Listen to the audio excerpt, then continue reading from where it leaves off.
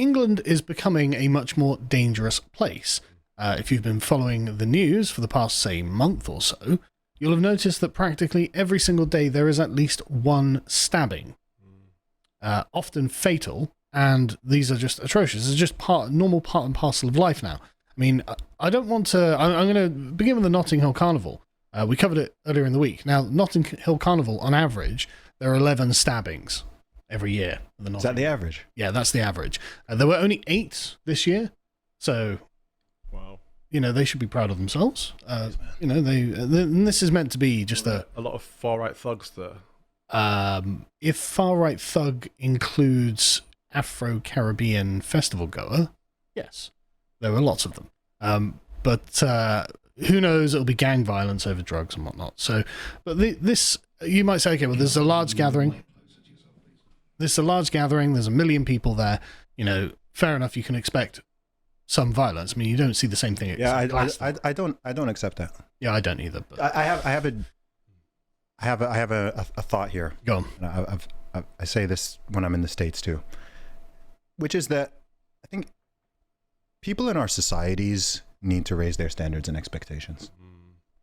I don't like this idea that, oh, well, there's a bunch of people like, of course there's going to be some stabbings, or like, oh, it's a big city, of course there's going to be a lot of crime, or there's this, oh, that's just how it is. I think that's quite a dangerous mentality. I think over the course of, yeah, I think over the course of time, people have just kind of gotten to the point where it's just like, oh yeah, like we should just, that's just how it is. And it's like, actually, no, it doesn't have to be. There are cities and countries around the world where there are millions of people and the crime is extraordinarily low. Like Tokyo.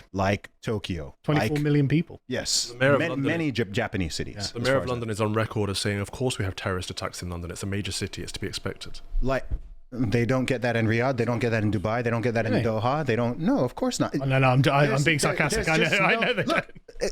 Let's be real. A few months ago, I went to I got invited to Nayib Bukele's inauguration in El Salvador. So I went to El Salvador for the first time, which used to have triple the homicide rate of Haiti. Yeah, it was the most dangerous country in the entire world by homicide rate. Yeah. It's now the safest in the Western Hemisphere. It's safer than Canada. But that's only because he locked up all the criminals. Who would have thought? But look, the math on this is so interesting. So El Salvador is about 6 million people. Yep. He put 60,000 people in jail, 1% of the population, dropped the homicide rate by 98%. Wow. Shocking.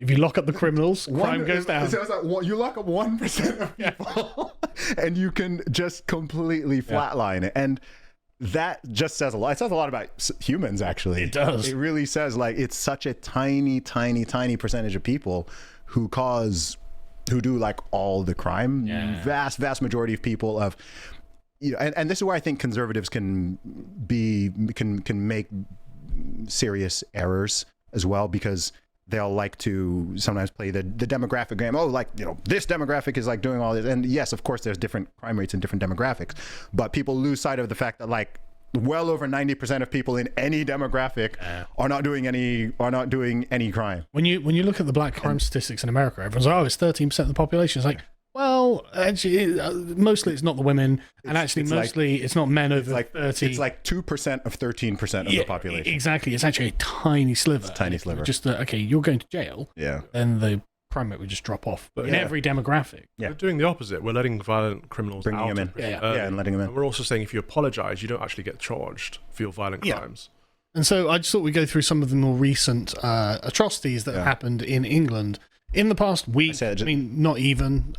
Just reading this headline upsets me. Oh yeah, it's just like everything. Like what? Yeah. I mean, the first day, the Notting Hill Carnival's 2 days, and the first day is meant to be a family day. There were still 3 stabbings there, and this young mother's obviously fighting for her life right in front of her kids, and it's just like, okay, you know, the thing that gets me, Cole, is that we helped to organise an event where 100,000 people turned up. Massively. If one person had been stabbed, we would have been arrested. The whole thing would have been shut down. We have all these stabbings, all of this violence, and it's like, celebrate it, diversity, multicultural. It's just to be expected there. It's absolutely preventable. And it's because I think that the police basically don't like policing minority areas. It's not that even that they can't. I think they don't really feel that they have the moral authority to do so. And that is a real problem. I mean, this is from Enfield, North London, an area that's 31% English. Was so right. You were so right. guns were banned. Good grief.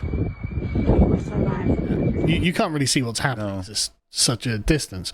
But nothing has been done. I mean, the police have gone down there, and no cooperation from the local authorities. We for the local people. We need to somehow like hijack the human brain's capacity for tribalism and identity politics, and get people to like see like non-criminals, like law-abiding people versus criminals, rather than the black versus white or the this versus that or whatever. It's like That would be nice. It's like, how about like, It's really not that complicated. if you go out and you rob, you rape, you murder, you assault people, I don't give a crap about your ethnicity, your color, your background, your social status, anything. We deal with you. Yes. Okay. I mean, that would be And completely sensible. But I think people, because even it happens with the police as well. Yeah. Because it's like, oh, we don't want to be seen as doing this, or like, oh, it's a minority. It's like, who cares? This is why They're criminals. This is why the Manchester Arena bombing happened. Yeah. It's because one of the security guards saw this Muslim guy like acting weirdly. He was like, "Oh, should I say something?" He was like, I don't want to come across as being racist. And then he killed 20 children. Exact same thing happened. Isn't that the same that with all the grooming gang stuff? Yeah, 100%. It's this, they're of this Don't care. The behavior is wrong. Don't care. It's the behavior. Why did you bring it up? The fact that you are, if you go and arrest these people, this is not a suggestion that like everyone who's Pakistani or everyone who's Muslim or whatever is involved in. In fact, to even suggest that is like, that's actually really offensive. Yeah. You could be like, but look, you're criminals. We're just going to deal with you. Like, there's you're all right. You're kind of implicating the entire community when you say, yeah, but he is a... Yeah, you are. And it's like, well, hang on a second. What are you saying about the 99% who are law-abiding? Exactly. That, and just like, well, I didn't want that to happen. Exactly. And I think it's often forgotten that in these communities, the people, when assuming they are actual communities, the people who are most against the people who are doing that tend to be people within the same demographic. Oh yeah, right. Yeah, when polled, the black community in America never. You don't buy that? Okay. I haven't seen many Pakistani Muslims speaking out against Pakistani Muslim rape gangs. That is true, but there is like the question of the thing is whether the community perceives it to be a threat to itself, right? So in America, when the black community is polled, do you want fewer police? They're like, hell no. Yeah, I think it's because I think it depends. Perhaps this is a good point you brought up, Calvin. I think it depends on who's being victimized. I think in most cases, crime is committed. It's proximity, right? Yeah. So who's killing most black people in the UK or in the USA? Other black people. Who's killing most, right? Because people are in physical communities. I think maybe what's unique in this case is because the victims are explicitly primarily outside of it. Yeah. And so there's less of that. The protective mechanism perhaps doesn't even kick in that same type of way. I suspect. Just a thought on that, yeah. But the point is, this was 2 days ago. No victims have been identified, even though it looks like someone was actually shot. There were, of course, evidence of firearms being discharged, but no arrests have been made and inquiries are ongoing. But, of course, this is a community that doesn't really view itself as part of the wider society and doesn't want to be policed. And we've seen this multiple times with these communities where they don't actually cooperate with the authorities, so nothing's going to get done. The police won't be able to arrest anyone. And so these people are still just roaming at large. So at least nobody was hurt in this case. Well, we don't know. Actually, someone may well have been hurt. The community is just going to make sure that it's not announced to the outside world. But again, that was just okay. So firearms on the streets of Enfield. This was a horrific thing that happened this week. 2 people have been charged with the murder of a woman and her 3 children in Bradford because it seems that a house was deliberately set on fire with them in it. I didn't even see this one. Good grief. Yep. This is just horrific. And I say this as a father of 4 with a wife and kids at home. I mean, it's just genuinely heartbreaking to see this. Mohammed Shabir, 44, and Callum Sunderland, both from West Yorkshire, have been jointly charged. Like they're from West Yorkshire. Does. Been jointly charged with 4 counts of murder and 1 count of attempted murder of Bryony Gwaith, with her 3 children, Density Bernal, Oscar Bertel, and Aubrey Bertel. The children's father has survived because he obviously wasn't home at the time. That's even worse. Yeah, I know, it's genuinely awful. I'm absolutely distraught at the loss of my family and our beautiful children. I mean, he'd obviously typed this out, but I mean, this is like his future and legacy that has been destroyed by these people. And we don't have the death penalty in Britain, which is a real shame. Do all 3 of us support that? Oh, I totally do. 100%. It's biblical. Yeah. Base good. I get so much pushback for that. Well, I'm just like, there are certain things that you can do. Oh yeah, 100%. That are so awful. Yeah. That I'm like, how can someone? And again, I think because the typical pushback is, oh, what if you get the wrong person? I'm narrow in situations where there is zero doubt that you are the person. There's people who go out and they shoot up a place and they live stream it, and the person is caught gun in hand. I'm like, like when it's you don't need that person. Like, when it's say Lucy Letby, and there are a lot of questions of the Lucy Letby case. Obviously, there's not. There's too much. But like you say, we're the most surveilled society in the world. We've got DNA evidence, and a lot of the time they'll film themselves committing the crime. Yeah. So sometimes it's infallible evidence. It can't be someone else who has committed the crime. It has to be this person. So okay, well then hang them. Yeah, in those cases, I don't. I've got no problem with that at all. That's good. Yeah, I'm confused when people start like. Yeah, their compassion is falling on the side of the person who's done it. And I'm just like, save this for a minute because we're going to get back to this when we talk a bit more about Keir Starmer. Because it's horrific. But anyway, so this is just awful, absolutely awful. It's just a genuine horror, an atrocity that has happened in Britain. 3 other people were arrested as well, but they haven't been named.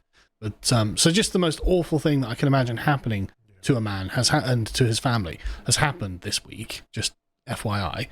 So the next one is in Clapton in London.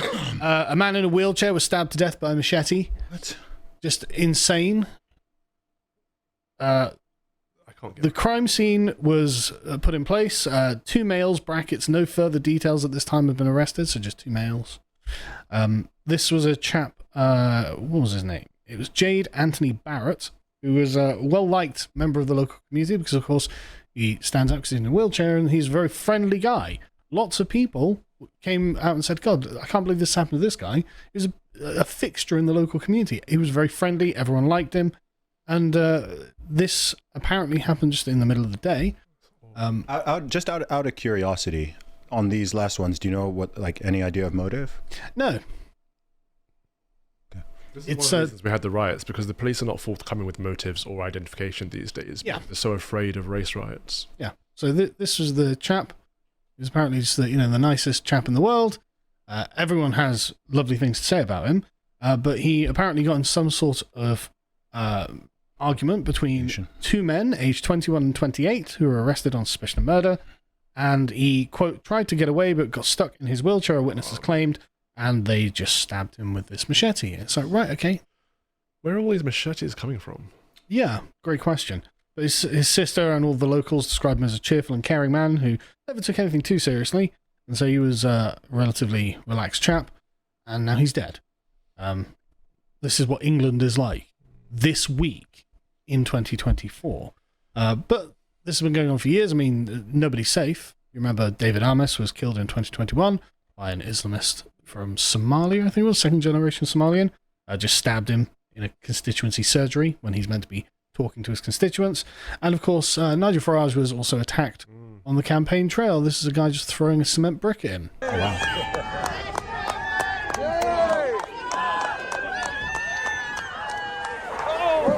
Whoa.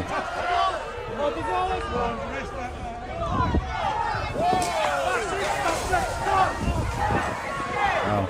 And he's able to just run off. Cops are just... They did get him. Yeah. Oh, okay. Yeah. I was going to say, like, how did he manage to get away? Like, yeah, because the cops just not that bothered. See, because even the citizen arrest, man. Yeah. I mean, this is a 2-tier system. Remember, so the man was Josh Greeley from Chesterfield. The university graduate, we are told, was a man of previous good character who'd been remorseful, says his defense barrister. And so Greeley pleaded guilty to the charge, and he was given a 6-week prison sentence, suspended for 12 months. So he's not going to prison. It's outrageous. Like, that can kill someone. Exactly. That's exactly what bricks at someone's head. That's exactly what I said. This is a potentially deadly weapon. He went for the second shot as well. Yeah. But getting away with it incites more violence towards politicians that you disagree with. Yeah. It's not a good thing to do. And so he also had 120 hours of community work to do and pay about 250, 220 quid in fines. So the dry cleaning cost. Yeah, exactly. Absolutely nothing really is happening to this guy because it's Nigel Farage. And I do want to just highlight the 2-tier nature of this. Because, of course, we have lots of other people who threw bricks at people. For example, if we go for Dean Groenwald here, he got 2.5 years for throwing a paving stone at the police after getting carried away during the riots. So, attack Farage, 0 jail time. Attack the police, 2 years and 2 months in jail. That happens everywhere, though, doesn't it? Yeah, but this is just, again, another just shining example of the two-tier system under which we live. The only difference could have been not in the actions, but it has to have been in the person targeting. Yeah, for sure. The motive. Anyway, just to say, just be careful out there, folks. England's becoming a much more dangerous place than it used to be, and you're very unlikely to find justice for anything that happens to you. So just be aware. Just make sure. The UK and other Western nations, they need to import some of the policies from the Gulf countries. I think because I think a lot of people, like even just me saying that, people kind of like bristle a little because people think that, yeah. And I think I know why. I think I know why. The policies don't matter without the people implementing the policies. The people implementing the policies don't have a moral compass. If they do, it's secular and nonsense like this. The people implementing the policies in the Middle East have a moral compass that they live by. They have values that most people agree with. In this country, our leaders don't. So the policies don't actually matter. It's how they're implemented. How I mean, everything's about how they're implemented. I mean, if laws on the books were just enforced, which a lot of them aren't. And the thing is, they assume that they only implement them for the people who cooperate with them. Yeah. Right. So for the people who they need to be applied to, they aren't implemented. For people who are otherwise law-abiding citizens, they get the full force. Like I again, totally agnostic in terms of who. I don't care who the perpetrator and the victim are, or whatever groups they belong to. Like, violent crime should not be tolerated. Period. Yeah.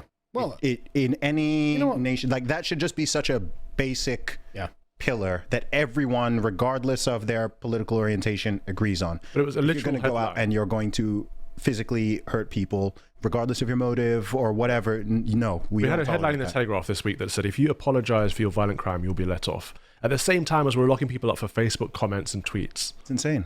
Hope you appreciated that segment from the podcast to the Lotus Eaters. And if you want to see what else we're putting out, you can go to the website and follow the series Comics Corner with Connor and Harry. And also, other than signing up, you can also donate. And if you want to see all of the other things we're putting out, you can follow us on Twitter. Thank you for watching, and goodbye.